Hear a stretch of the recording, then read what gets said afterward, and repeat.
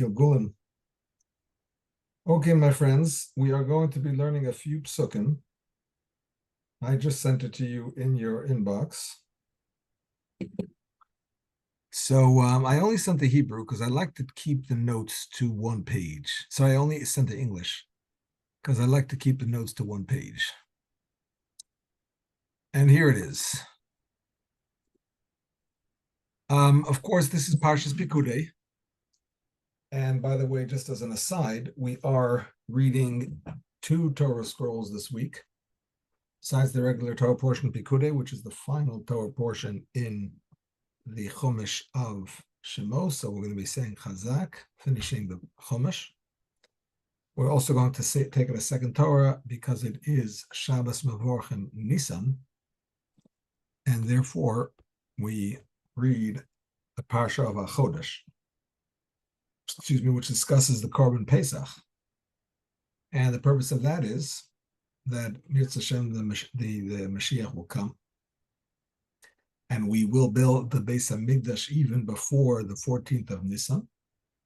And on the 14th of Nisan, we will need to have a sheep or a goat, and we will sacrifice the Korban Pesach. So in order to learn about that and know how to do it, we read this section. It, by the way, also includes other halachas about matzah and about chametz.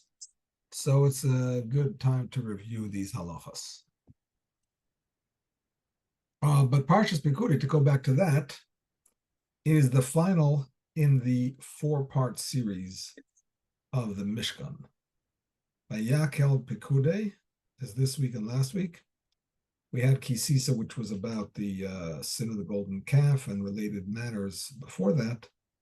But then before that, we had Teruma and Tetzaveh.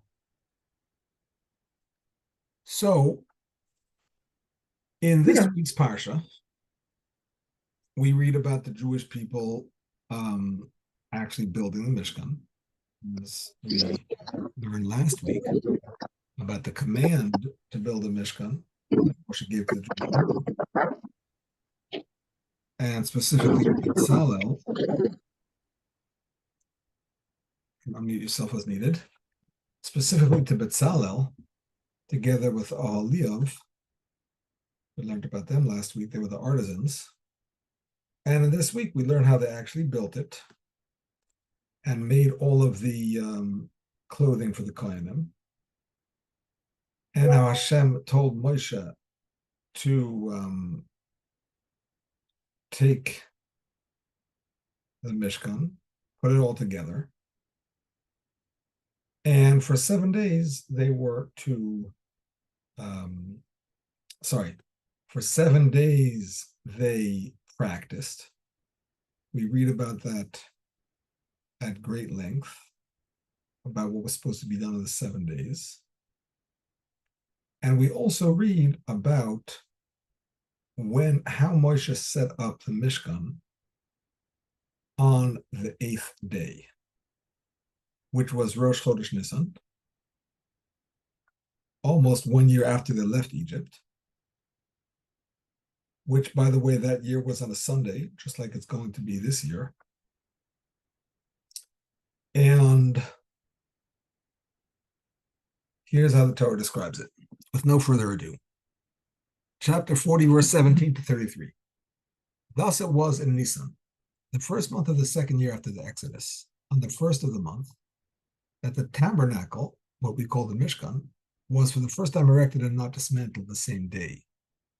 This is from the Kahas Chumash, by the way, which is available online at Safaria. So the bold is the actual translation of the words of the Chumash, and the not bold words are the added explanation that they give to it. Anyway, Moshe erected the tabernacle. He set up its bases, fitted its planks, inserted its crossbars, and erected its pillars. Okay, so the base, everybody knows, those were the silver bases. The planks went into those bases. The crossbars held the planks together. And the pillars are in front of the Mishkan and in front of the Holy of Holies that held up the screens for those doorways. Okay, he could not lift the planks up on his own, but as God had told him, he applied himself to the task, and the planks rose up by themselves. Fine. He spread the tent of goat hair sheets over the first covering the tabernacle, the tapestries, and placed the ram skin and tachash skin roof of the tent over it as God had commanded Moshe. Rabbi, Yes. how could they travel thousands, hundreds of miles with all of this equipment? Well, Baruch Hashem, they were blessed with very good leaders who donated, as we're going to read in Parshas Ba'aloscha, they donated oxen and wagons, 12 oxen and 6 wagons, 2 oxen per wagon, and they would load up into those 6 wagons all of the heavy parts of the Mishkan. Now, the actual holy artifacts were carried on the shoulders of the Leviim. That is to say, the holy ark, table, the menorah, the altars, and the washing basin. But everything else pretty much was loaded onto the 6 wagons by the Leviim, who would transport them in those wagons. All right? Yes. They were covered wagons, like you see in the pictures of the pioneers who went out west. Okay, so Moshe took the tablets from the of the testimony from the wooden ark he had made himself and placed them in the ark, the actual ark, right, made by Bezalel. He positioned the poles on the ark and placed the cover on top of the ark. That's the cover with the kerubim. He brought the ark into the tabernacle and placed, I'm not sure what emplaced means, but whatever, and placed the partition curtain so that it would screen the ark of testimony as God had commanded Moshe. He placed the table in the tent of meeting on the northern side of the tabernacle outside the curtain. That's what we call the shulchan. He then set up an arrangement of showbread on it before Hashem, as Hashem had commanded Moshe. The showbread, everybody knows, 12 breads was put on the table from week to week, and the Kohanim would eat it every Shabbos. This took place on a Sunday, by the way, and normally the showbread was put on Shabbos and left till the next Shabbos, but this was the first time. So it took place on a Sunday, and it sat there till the next Shabbos, and then it was replaced with fresh bread, and the Kohanim ate it. He placed the candelabrum, that's what we call the menorah, in the tent of meeting outside the table, opposite the table, on the southern side of the tabernacle. He then lit the lamps before Hashem, as Hashem commanded Moshe. So far, so good?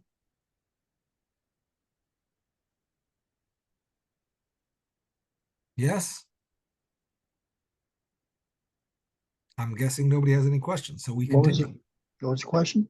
I'm just checking in that you're all listening, that's all. I just asked if so far is so good. Yeah. I'll take that as a yes. He placed the golden altar in the tent of meeting, that's what we call the Mizbeach Hazov, right, the golden altar, in front of the curtain. He then burned an incense offering on it, what we call the Ketoras, as Hashem had commanded Moshe. He placed the screen for the entrance to the tabernacle. Okay, here we're reading something interesting. The screen was like a curtain that was placed in front of the Mishkan, right? The Mishkan was open otherwise. I mean, it had walls, obviously, but in the front of it, it was open. And it had 4 pillars, and spread, like those pillars would hold up a screen, which was like a curtain. So what we have interesting here is that, as you noticed, when he brought in the kalim, it seems like he did whatever service was supposed to be done with that particular utensil right away. It brought on the table, put on the bread. Menorah, lit the menorah. Ketoras, burned the incense. I mean, the Mizbeach of Ketoras burned the incense. And only afterwards did he put up the screen. So what's interesting is that the screen is really an important part of the Mishkan. It's basically like building a house without a door. That's not a house. I mean, nobody's going to live in that house until you put up a door. Especially here in Florida with the wild weather we have.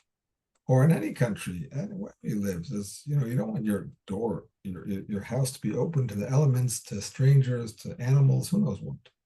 So obviously the Mishkan is not finished until that screen is up. Yet Aaron seems to be going ahead and bringing those sacrifices, or that incense, or that menorah, or that showbread, just as if the Mishkan was finished. Okay, I'm just pointing that out before we continue. Rabbi, I'm sorry? question. Yes. The fact that the screen is not there, that means that Bnei Israel can actually see everything that's happening. Absolutely. And so it's a possibility that the reason the screen was not there first is specifically for that, so they can see what it's all about and what they've contributed and what they've I created. mean, I'm not going to say yes or no. I'm not going to say no because maybe that is the reason. I'm not going to say yes because I don't know if that's the reason. I simply don't know. I mean, it definitely seems to be true that they could see, especially because, as we're going to see now, there were no curtains yet up around the Courtyard. Mishkan, Right. around the courtyard. So there was nothing stopping them from seeing at all. Of course, how many Except people? Yes. everybody has to look through it was 20 amas across, so it's a 40-foot area. It's not much. 6 steps across. I said at Sharei Tefillah one time. I looked around the room and I said, you know something? This is the size of the Mishkan. Everyone's going, huh? It was not the Beis HaMikdash. It was a little tiny shack. If you draw it out, you can sketch it out probably in your living room or at least over your own house plan. You'd be surprised at how small this thing was. Yeah. And yet miracles surrounded it, built it, supported it. Yes. Nobody carried the Kalim carried them. The Orim, the other The Kalim Aron. to carry Well, them. Orim carry them. But I wouldn't call it a shack, with all due respect. no, I'm saying equivalent, lahavdil, elef havdalas. The size that we The would size. consider, It that's was the all. size, That's maybe. all I was Call meaning. a shack. But it wasn't 20 wide, it was 10 wide. 10 wide, that's 30 20 long feet. by 10 wide. There's 20 feet maximum. Yeah. There 20 feet wide, 40 feet long, besides the Kodesh HaKadoshim. No, the Kodesh Kodesh was 10 by 10. The Kodesh. Right, but and that was at Kodesh the end Kodesh of the together 20. was 30. It was Yeah. 10 across and 20 long, and then you had the Kodesh HaKadoshim. Yeah. And in there you had the menorah, the shulchan, and the mizbeach, which is smoking with ketoris. Yes. And no windows. No windows, no. Right. Well, you had the curtains were not impervious. You know what I'm saying? The curtains obviously. Which curtains? Well, you had a screen in the front, which was a curtain. Then you Right. had the curtains on top. You had 3 or 4 layers of curtain. Right. So Some of nothing them was were getting better, out so through it's the not top. so easy for it to get out, but it could. No smoke was getting out from the top. Right. No And there smoke also, was by the getting way, out from anywhere. By the way, there were also clasps. The curtains were made of 2 sets of tapestries. They were held together by clasps. So in between those clasps, there would have been some airspace for the smoke to get up. It's a bit technical, but yeah, I imagine that's where the smoke got out. Maybe. I don't know. Maybe it didn't need to. I have no idea. I'm just saying, if you I don't know look either. at the dimensions and imagine yourself in that area to realize what a significant thing this was, v'shachanti b'seicham. Yet, Yes. in terms of physical grandeur, there was none of that. That's all. That's all I'm saying. Yeah, well, it was very beautiful. It was ornate. It was fancy, but it wasn't large. So in any case, the point is, excuse me, that we continue and we read. He then placed this sacrificial altar in front of the entrance to the tabernacle. i.e. the tent of meeting, and upon it he sacrificed a daily ascent offering, which is what we call a korban oila, and its accompanying grain offering and libation as God had commanded Moshe. The mincha. Well, first the oila, right, the tamid. Right, but after the korban, he said with the accompanying. Together with it, the grain offering, that's the mincha, correct? And together with it, the libation, which was the nisachim, the wine.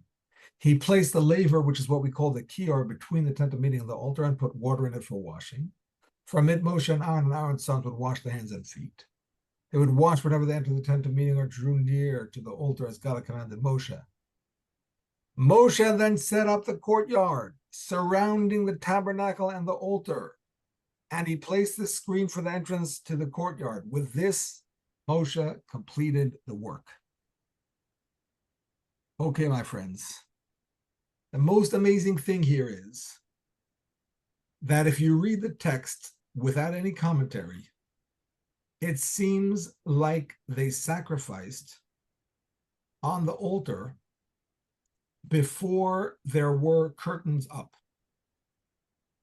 Because it says he set up the Mishkan, set up the screen, set up the altar, sacrificed on it, set up the kior, and only then did he put up the curtains to make the Mishkan's courtyard. The Ramban is very bothered by this. You all know who the Ramban is? Maimonides. Nachmanides as opposed to Maimonides, separated by about 100 years, both from France. Both ended up in the Middle East due to the persecution of the locals. The Rambam, Maimonides, due to the Muslims. The Ramban, due to the Christians. Whatever it was, two great Jewish leaders, Torah scholars, thinkers, authors. So the Ramban says, obviously, these psukim have to be understood differently than their simple reading. Because if Moshe would bring a offering on an altar without a courtyard, well, he's basically offering a korban outside of the Mishkan. To sacrifice to Hashem outside the Mishkan is a very severe sin. It's called shchutei chutz, sacrificing outside of the holy space. Now, there are certain sacrifices that you're allowed to bring on a private altar called a bama katana, a small private altar, but the daily tamid is not one of them. The daily tamid needs to be brought on the communal altar. So if there were no curtains, well, how does this become the communal altar? How does this become the altar of the Mishkan? It's not really part of the Mishkan. The Mishkan is standing there, standalone building, not even a building, a standalone little tent, and nothing surrounding it, no curtains to designate this space outside of it as being part of it, so to speak. So how could he possibly bring a sacrifice there? So the Ramban says you have to understand the verses as follows. By the way, the same thing goes for the showbread on the table before the screen of the Mishkan was up. The Mishkan wasn't ready yet. The menorah, lighting the menorah before the Mishkan screen was up. The Ketores, burning the incense before that was up. How does that make sense? The Ramban explains, of course, none of this happened until after the curtains were up and the screen was up. You can't bring sacrifices or do these divine services until the Mishkan is complete. When it says that Moshe, that Aaron set up the showbread as Hashem had commanded Moshe, it doesn't mean he did it right away. It means he set up the table, and in the right time, he brought the showbread. He set up the menorah, and in the right time, obviously later that day, after everything else was set up, he came back and he lit the candles. The same thing with the Ketores, and the same thing with the Mizbeach, with the altar. He set it up, and finished everything else, and then he brought the sacrifices. So it's written out of order. It's just telling you that he did everything in the appropriate time with the appropriate utensils. That's all. Okay, good and fine. However, Rashi does not say this. Rashi, who comments on the Torah and helps us understand the simple understanding of the Torah, has no comment on these words, which means that Rashi is taking the words at face value, that you could, perhaps, or at least at that time, you were allowed to, and it was in fact a mitzvah, to bring these, to use these utensils out before the Mishkan was completed, and in fact to sacrifice on the Mizbeach, on the altar, before it was completed, before the chutzner existed, even, before the courtyard existed. So what's going on here exactly? So in order to understand this, the Rebbe goes to a different verse, much earlier in the Chumash, and that verse is as follows. Find it for you.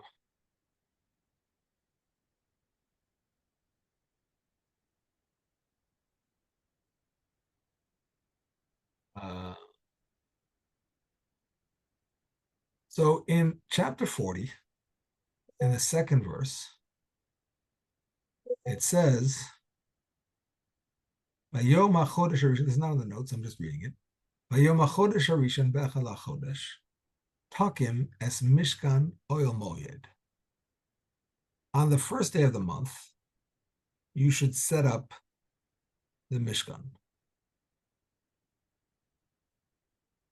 The Ramban says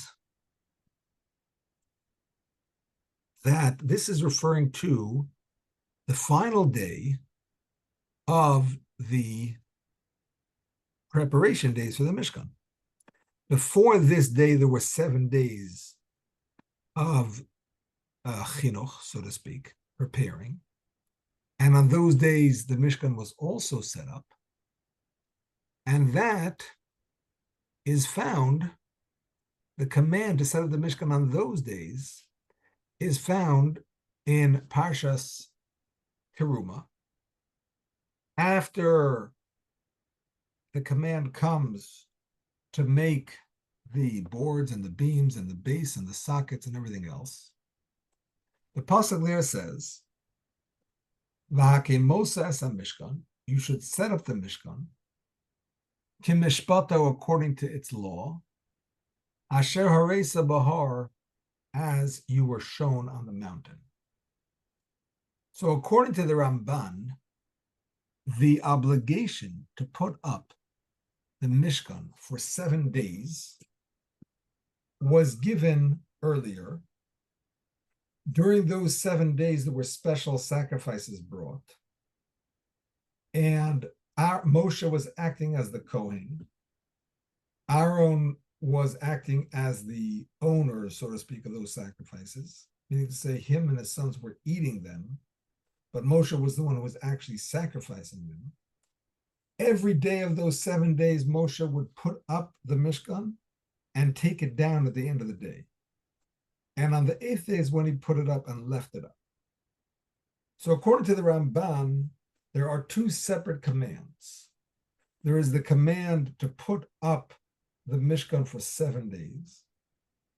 And that is in the verse, V'hakemosas ha-Mishkan k'mishpato asher haresa bahar. You should put up the Mishkan as I taught you.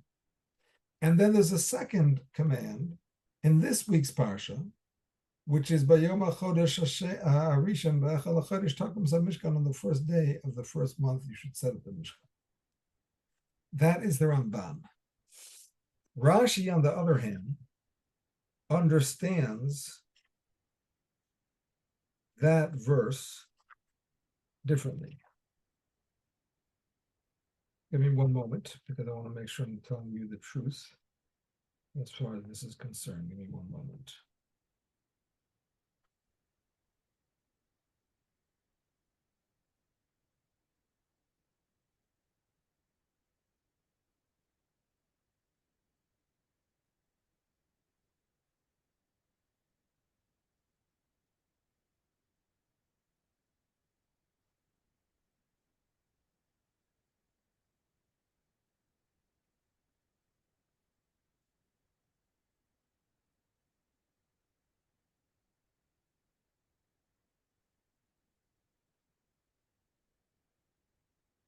Okay.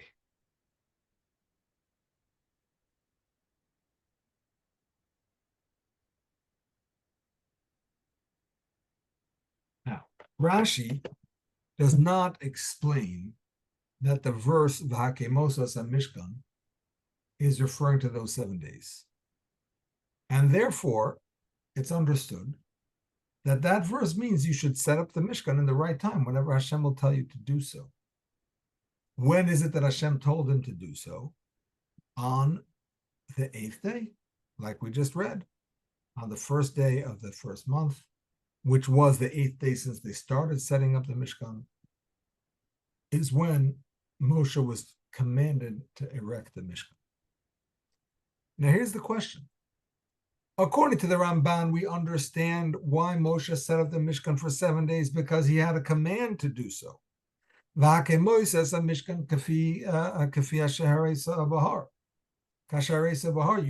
the Mishkan, and that's referring to those 7 days. And on the 8th day, there's another command, and that's to set it up permanently. But according to Rashi, there was no command to set up the Mishkan during the 7 days. So why did he?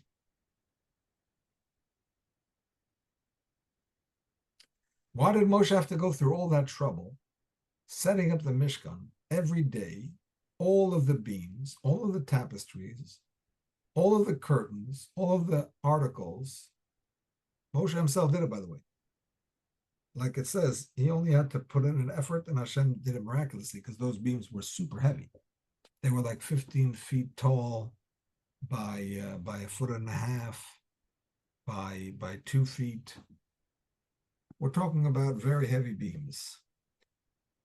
So Moshe had divine assistance, but nevertheless, if he wasn't commanded, why did he do it? And the answer is simple. Because during those 7 days, there was a command to bring certain sacrifices. Well, to bring certain sacrifices, you need a Mishkan. Not only that, but Aaron and his sons were commanded to eat those sacrifices Pesach Ohel Moed, at the entrance to the Ohel Moed. So obviously there has to be an Ohel Moed, there has to be a Mishkan. So Moshe Rabbeinu set it up. But there was no specific command from Moshe Rabbeinu to set it up. He had to set it up as a side point to be able to bring the sacrifices, for Aaron and his sons to be able to eat those sacrifices in the right place. There had to be a Mishkan. But there was no command to build a Mishkan. According to the to Rashi, therefore, the first time that Moshe Rabbeinu was commanded to build a Mishkan was on the 8th day of setting it up, which was on this Rosh Chodesh Nisan. Okay, so listen carefully.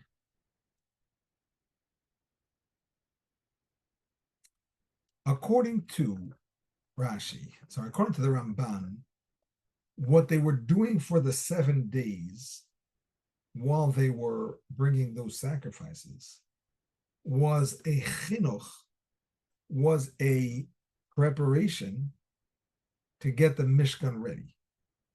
Because before you start something, you do a chinuch, you do something to get it ready, to get in the zone, to, like before the Bachar is bar mitzvah, you get him ready for rehearsals. Years. I'm sorry? Rehearsals. Rehearsal, the whole 13 years of a Bachar bar mitzvah's life, he's rehearsing. And especially right before, you got to get the Parsha in shape, the Haftorah, the Tefillin, all rehearsals. But it's not yet the full thing. And that's what was going on for the 7 days. According to Rashi, however, you must realize that since there was no command to put up the Mishkan, and the Mishkan was only put up to be able to bring those sacrifices and to be able to have a place to eat those sacrifices, that was not yet the chinuch of the Mishkan. That was a chinuch of the Mizbeach. It was a chinuch of the other services. Aaron was getting ready. His sons were getting ready. Everybody was learning how to do it, so on and so forth. But the Mishkan, because there was no separate command to build it, didn't really have that category yet of a chinuch, of preparation. Comes the 8th day, which is the day that the Shekhinah is going to rest, as we're going to read about in Parshas Shmini. That's going to be the Shabbos after Pesach, by the way. And that's when the Shekhinah comes down. And the Jewish people fall on their faces and they praise Hashem. Of course, that's also the day Aaron's two sons brought an improper fire, passed away. That's a whole other story. But in any case, on that day, according to the Ramban, the setup of the Mishkan was a completely different thing. On that day, the Mishkan was set up as a permanent Mishkan. There was no chinuch anymore. This was the full Mishkan from the beginning of that day. 7 days, preparation. 8th day, the real thing. Now, if you want it to be the real thing, my friends, well, you need it to be the real thing. There's no monkey business. You want to bring a sacrifice, you better have curtains up. You don't have curtains up, that's not a sacrifice. That's instead of a mitzvah, that's an aveira, because you're bringing a sacrifice in a place that's not the Mishkan. You want to bring showbread, you want to bring ketoras, you need a Mishkan full with a screen. Otherwise, what are you doing? That's if it's a full Mishkan. However, according to Rashi, the Mishkan never got its chinuch because there was never a mitzvah to put it up. The first mitzvah to put it up was today. And therefore, my friends, listen carefully. Until the Shekhinah actually came down, which happened later in the day, didn't happen right away in the morning. First, they did all these things that we read about here, and then Aaron brought his special korban that we read about in Parsha Shmini. And even then, the Shekhinah didn't come down. Aaron was embarrassed. Maybe it's my fault, and I was part of the golden calf. Moshe said, no, don't worry, you were chosen. They went in, they davened, and the Shekhinah came down. According to Rashi, until the Shekhinah came down, the Mishkan was still in a state of chinuch. They were still getting it ready for the full Mishkan status to be conferred upon it. Only after the Shekhinah came down did it reach that status. And now, my friends, we can start to understand the answer to the question. You see, if it's not the real Mishkan, if it's still only the Chinuch Mishkan, well, when it comes to Chinuch, you could perhaps not have the full picture. Perhaps you don't have to have all the details because this is Chinuch. Like when you sell the Levi and the Esrogim, don't place your orders yet, but in about 6 months from now, get ready to order from the Citron Center. And when I'll sell the Levi and Esrogim, and I sell a set that's called a Chinuch set, it doesn't necessarily have all the details in place like a regular set of Levi and Esrog, because it's going to children who may or may not notice, may or may not care, and are definitely not obligated on the same level as adults. That's what chinuch is. Chinuch is important, of course, but is it exactly the same as the regular mitzvah? Not necessarily. The main thing is the chinuch, to educate, to get them on the right path, to get them used to doing the right thing, to understand that you're in the service of the Creator. You're not here representing yourself. You're not here to just live your own life and just live it up, enjoy life. You're here for a higher purpose. Everything you do has to somehow contribute to that purpose. So that's what we're trying to train the young people towards. How do we train them exactly? Generally, it's by doing the mitzvahs, yes, but not necessarily with all the details as when it comes to a person who's after bar mitzvah. So now, coming back to this exact situation, let's accept that it was a chinuch situation. So let's accept that the screen didn't have to be up yet. Let's accept that the courtyard curtains didn't have to be up yet. That's fine. But why not? Why not? I mean, why not do it in the right way if you can? If you're going to buy a set of lulav and esrog for your son who's under bar mitzvah, and the two sets are the same price, the chinuch, which doesn't have all the details, and a kosher, perfectly kosher lulav and esrog with all the details, why wouldn't you buy him the one that's kosher? So let's say, okay, according to Rashi, it was chinuch still. That's fine. But why did it have to be done specifically in a way that wouldn't have been kosher if it wasn't chinuch? That if it was a real mishkan, you would say, hey, this is not a sacrifice. There's no walls here. This is not showbread. There's no door here. Why do it that way? Especially, my friends, in light of the fact that the order of the way the Mishkan was made was something that Hashem himself said. Because if you look at the command that Hashem told Betzalel about the Mishkan, first he told him about the utensils, and then he told him about the building. And Betzalel did the opposite. First he made the building, and then he made the utensils. And Moshe said, what's this? And he said, well, it's only normal. When you're building a house, you don't put in the couches and the table and chairs and the furniture and then build a house around it. That's not the way you do it. But the normal way in the world is you build a house and then you put in the furniture. Well, so that's what I did. I built the Mishkan first and then the furniture, so that the furniture should go into a Mishkan. That makes sense. So why would they not do it in that way? That does make sense. Build a Mishkan properly, fully, completely, and then bring in the kalim and do whatever you're supposed to do with them. Okay, so my friends, there are two answers to this question.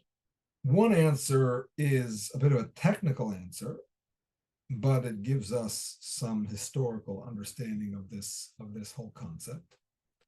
And another answer is something that is helpful in terms of our serving Hashem.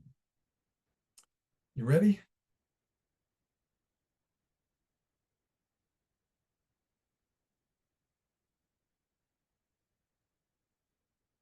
I'll take your silence as acquiescence. Here's answer number one. There is a halacha that once the Beis HaMikdash is set up in its place in Yerushalayim, that holiness is retained in that spot. And therefore, it is permissible to sacrifice even if the Beis HaMikdash is in ruins, God forbid. And even if there are no walls, you can sacrifice and do everything within the place that used to be the courtyard and eat the meat within the place that used to be the courtyard. That's the halacha, my friends.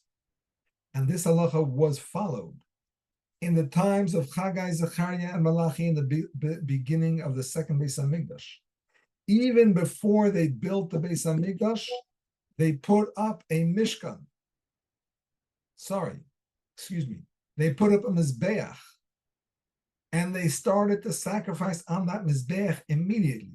Now, of course, they had to know where the spot of the Mizbeach was, because it had to be in the exact area where Avraham bound Isaac, which was in the exact area that Noah sacrificed when he exited the ark, which was the exact area when Adam sacrificed, which was the exact area from which Hashem took the earth to create Adam.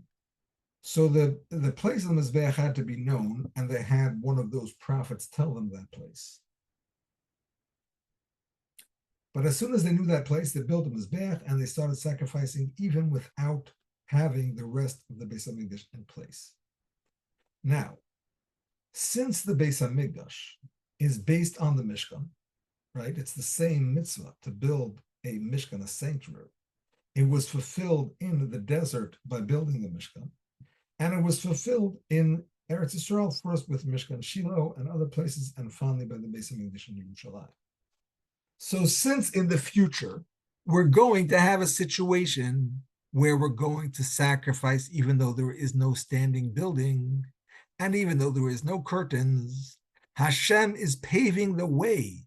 Since this is the chinuch of the coming Beis HaMikdash, Hashem is paving the way and saying, yes, you know what? There'll be a time that you'll be sacrificing with a mizbeach, without walls, without a complete Mishkan or Beis HaMikdash, and that's fine, that works. This was a chinuch for that time too, not just for the time when things were perfect, but even for times when things were far from perfect. This was a preparation to still continue serving Hashem under those trying circumstances. That's number one, a bit of a historical perspective.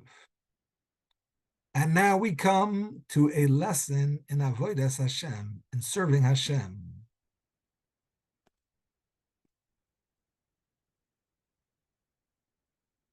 Normally, when it comes to serving Hashem,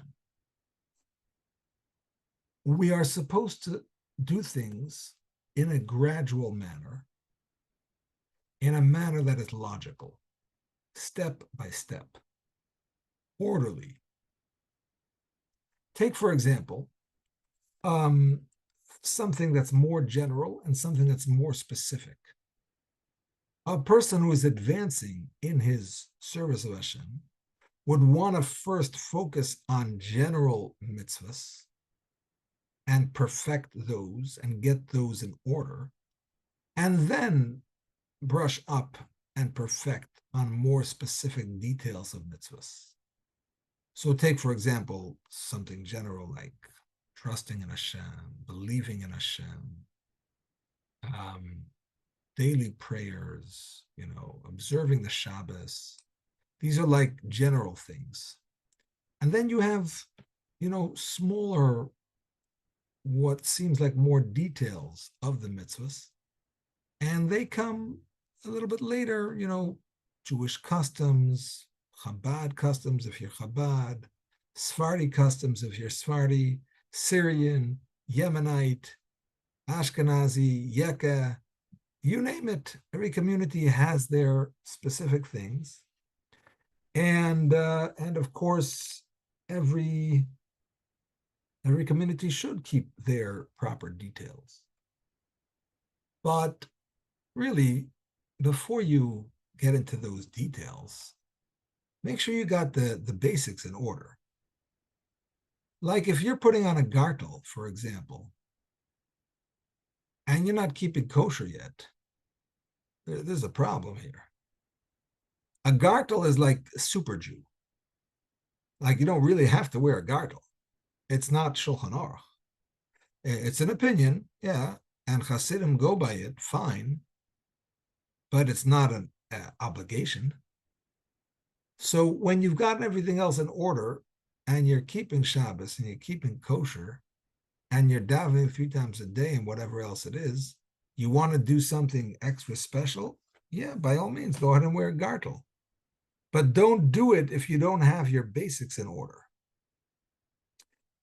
So that is the normal way of serving Hashem, and that is represented by the concept of building a house and then bringing in the kelim. The house is like the general things that we do, and the kelim are the more specific things that we do.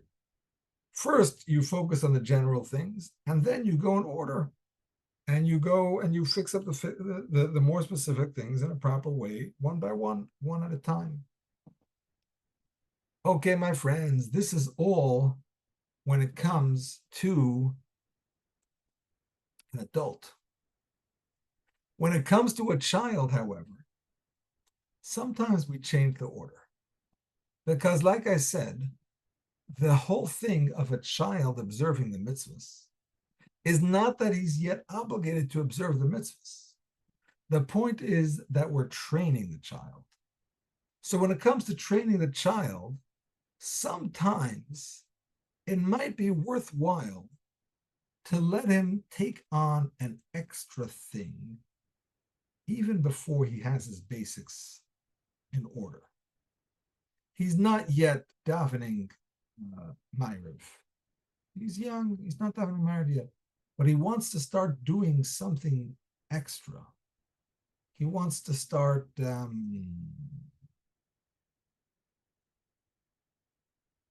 can't think of an example. He wants to start a certain Chabad practice, let's say, that he saw his father do, that he heard from his teacher, that this is the way we do things. And he's not yet keeping everything yet because he's still young and he's training, but he's excited about doing something this way because he heard this is the best way. This is what his teacher did. This is what the Rebbe did. This is what his father does, whatever the case might be. So it's not out of the question to let him do that because he's excited about it now, and let him do it. Because even though we're changing the order, and it's not the usual way, but again, this is all chinuch. This is all the preparation. It's fundamental. It's foundational, but it's only the preparation. And when it comes to the preparation, sometimes when you change the order, that might actually strengthen him in his observance in the future, because you are giving him a sense that these things are important, that it is important to try to do extra, that it is important to keep the customs of your family, of your Hasidus, of your community, of your teachers, of your Rebbes. And in fact, sometimes it's these things that keep him even stronger for years to come. Chanoich l'nar, al pi darko gam ki yazkin layoser mimen. Give a child education when he's young, so that even when he's older, he will not stray from it. So when you educate a child in the right way when they're young, and sometimes that might involve having them get excited and start fulfilling certain detailed customs that are maybe not so important in the big scheme of things. They're extra cherries on the top, icing on the cake. But he gets it. You're giving him the sense of the preciousness that a person should have of serving Hashem in an extra special manner, not being satisfied with doing just the basics, trying to go beyond, trying to be the best.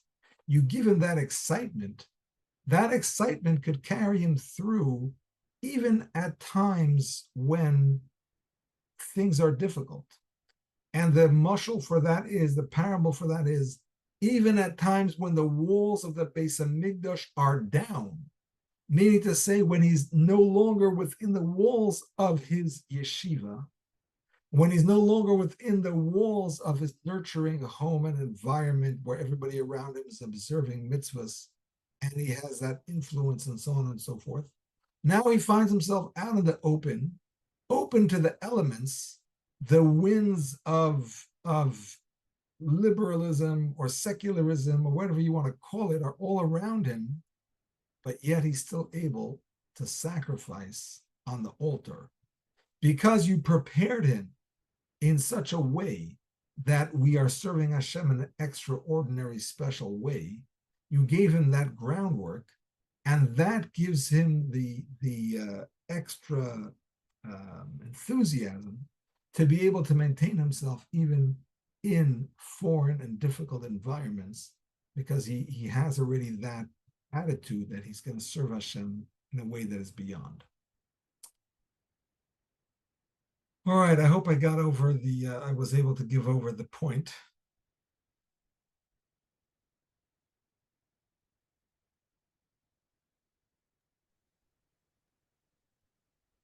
Am I on? Yeah. I said very much. Thank you. My pleasure. Thank you, Rabbi. Thank you for joining. Rabbis, I saw a very interesting Baal Turim, Yes. which I'm going to share tomorrow by Rabbi Smith's class, but I like, you can't have it too much. You can't hear it too much. Yes.